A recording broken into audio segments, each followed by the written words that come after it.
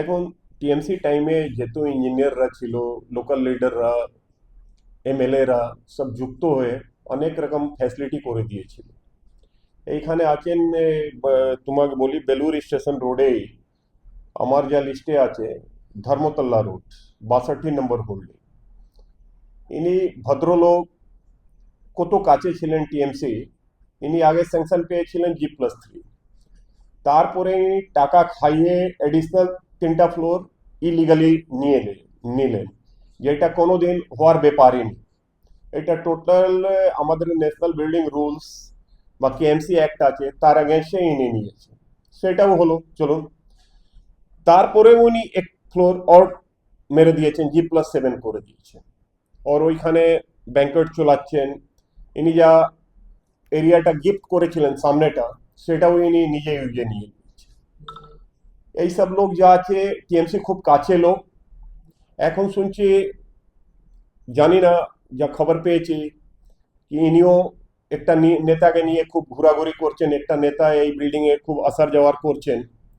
তো আমি বলবো ওই নেতাকে কি এসব করলে বদনাম ছাড়া কিছু আসবে না, কেন কি এই বিল্ডিং এগেনস্টে আমরা সিওর যা আছে কোন না কোনো স্টেপ নিব, থ্রু কোর্টে আমরা সিওর যাব। এই আমাদের যে লিস্টে আছে, অটোমেটিক্যালি এই হোল্ডিং নাম্বারটা উঠে আসবে কোর্টে।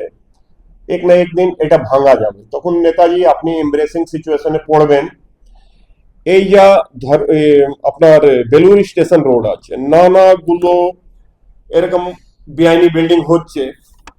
তারপরে সব থেকে বড় জিনিস, ইনি যা রানা চ্যাটার্জি ছিলেন, প্রাক্তন এমএলএ যা ছিলেন, উনি সাহাব তো মানে বলা মতন নেই।